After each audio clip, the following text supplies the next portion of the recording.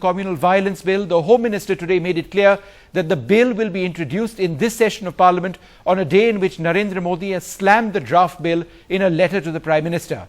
Key questions remain on the bill. Does it violate our federal structure by giving the centre too many powers if there is a communal incident? And is the timing of the bill questionable?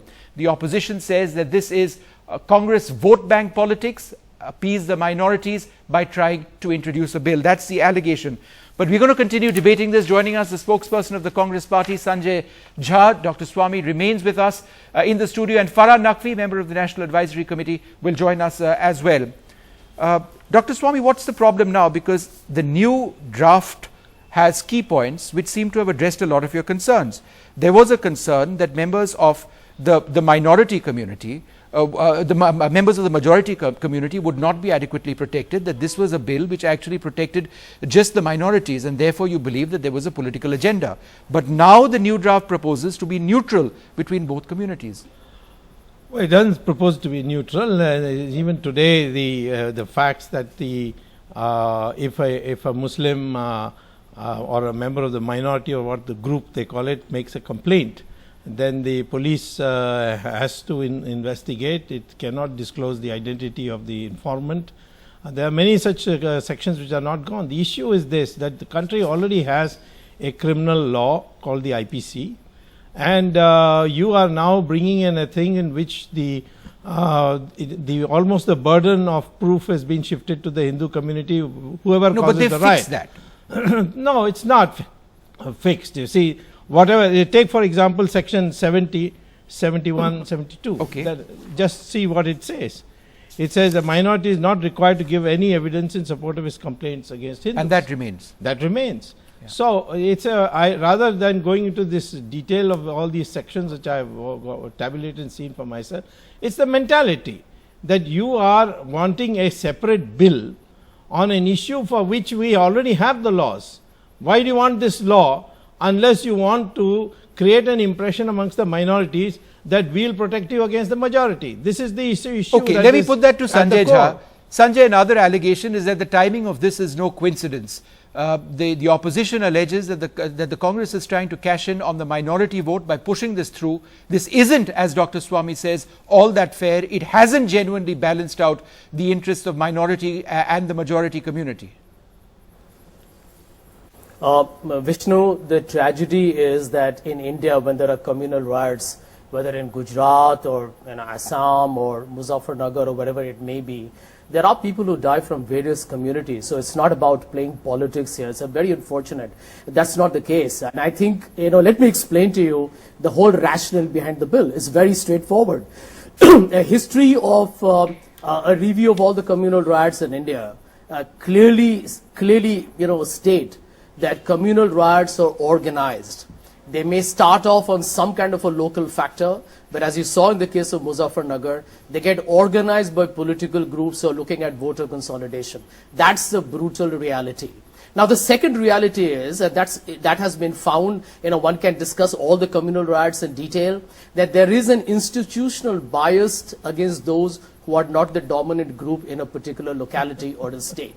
And I think it's this institutional bias which is seen in the form of behavior of law enforcement agencies. We saw that in Gujarat, we saw that in Muzaffarnagar, we saw that in the Mumbai riots of 1993, or whether it's even the implementation of the criminal laws. All of them get affected. Mr. Swamy made a mention here that there are existing laws. Yes, there are existing laws. There is also the Indian Penal Code. But you know something, Vishnu, this is something that the people of India, I think all of them will understand and appreciate, where when there are vulnerable groups in society, they need a special law. For example, you have a law on domestic violence. Now, there are existing laws as well, but why did we make a different law for domestic violence? It's not just, just 1 minute, just one last point. Yeah. Why do we have a separate law to prevent atrocities against the scheduled caste and the scheduled No, I think there's a valid point that you make, that laws need to be enhanced, whether it's a new bill or existing laws. Yeah. That's a valid point. Dr. Swamy may disagree, but I think a lot of people would feel that there needs to be something more. But it's the content of this bill that seems strange in many instances. For example, hostile environment is a term which was used in the 2011 report. Not that remains in the draft according to what we've been told. how does one define hostile environment which could result in action being taken to cut down on communal incidents? It's arbitrary language, it's arbitrary standards. Does a hostile environment mean speech, a work like a picture, music, video? What is a hostile environment?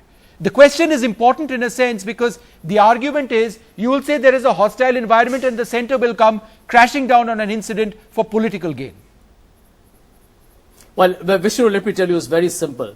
You know, there are a number of definitions given, whether it's a hostile environment, whether it's about dereliction of duty, whether it's about, you know, people who are creating what is called as hate propaganda. But who decides if you look that? at the bill's definition. That's the question. Who decides that? Well, it is, by the way, you know, since this whole phantom of, you know, federal structure has been brought up again and again, I'm willing to debate this with anybody. If you look at the bill closely, the law and order continues to remain. There is absolutely no question of any interference in law and order. As far as, by the way, the recommendations for the national authority, which is the headquarters, and every state will have its own, its recommendations are purely advisory in nature. If there is tomorrow a prosecution, if there is an investigation, if there is a trial, that is entirely up to the state government to manage. So I really feel the interpretation of whether hate propaganda or whether there is any kind of a willful attempt to create some degree of communal violence is left to the states to look at it. So I think that's a fundamental aspect that actually completely smashes this, ridiculous charge that this is an attempt by the central government. So let me put that question to Farah Naqvi.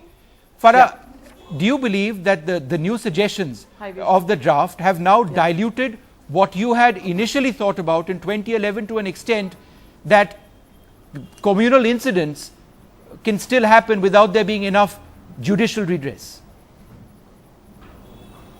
Vishnu, I'm sorry, I've just joined you and I've missed what all your other panelists have said and I only caught a part of your question. I'm not privy to what the revised version of the bill says, so I can't comment on its specific provisions. But from what's in the news, the bill covers everybody. The national authority is no longer there. It has been replaced by the National Human Rights Commission, which is an existing body, and that's fine. So I would like to just see this bill tabled in Parliament, for there to be a robust debate, for it to go to a standing committee if necessary. But I find these kind of blanket objections to the very idea of any communal violence bill, which is now what the BJP is throwing out. I've been watching channels today and yesterday, and Farah, I've seen one BJP spokesperson say that there is no need for a bill at all. You know, the argument of the federal structure being potentially violated is just one argument. What constitutes hate propaganda, for example? You've written extensively about hate propaganda. What how do you define hostile environment? Who defines hostile environment? It seems that a lot of the things which have been mentioned are rather arbitrary. That's the concern.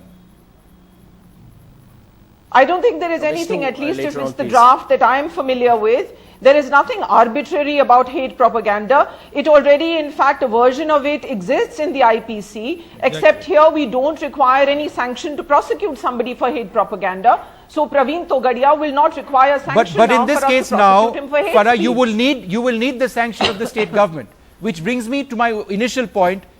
Is what is now being proposed so watered down that the original objectives are lost?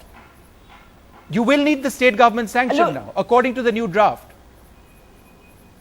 You will need state government sanction to prosecute for hate propaganda. You see, that's what I'm saying. I'm at a disadvantage because I don't know what the new provisions are. I am simply saying that in general what I'm hearing is that yesterday I heard a BJP spokesperson say that we don't need any bill on communal violence, we need police reform. Now, of course, we need police reform, but certainly my suspicion is now, the earlier version and this version, the BJP is going to say this is too long, this is too short, this is too statist, it's too centrist. I mean, the objections are sometimes trivial. They are expecting us to debate specific points. But Farah, what is trivial? Dr. Swami will debate that point. Tell me something which is trivial in their argument. Tell me one point, Farah, which is trivial in their argument. Vishnu, the main point is the bill has 2 or 3 critical provisions, unless it's been diluted in the revised version, again I cannot say, is dereliction of duty. Dereliction of duty is a mechanism to actually strengthen our public officials, to turn around and say a firm no to political masters who try and manipulate the bureaucracy or try and make the bureaucracy act in illegal or derelict ways. Today, the public official is not so empowered. You put dereliction of duty as an offense in this law, and you will have a stronger public bureaucracy that can say, no sir, I will not do something illegal because I am the one who stands to be accused in a court of law. Let us strengthen our public officials instead of making them. What has the BJP said which is wrong? I take your point, Farah, completely take your point. Right?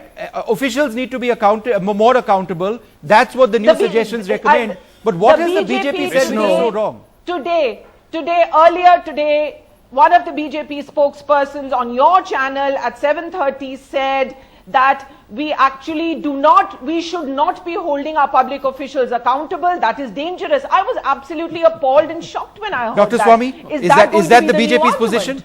That's ridiculous. I think she has misheard it. I can't believe anyone would have said anything like that. I recorded it. Come on, it's your word against mine. Back for you. I don't think anyone sensible would say anything like that. The issue is this: the concept of a group is defined even today in the new bill. Yes. Now, I want to know. Which you are privy to. Please let me speak. I want to know that if in Malappuram, the Hindus will be considered as a group. Answer is no. Will the Hindus in Kashmir be considered as a group? No.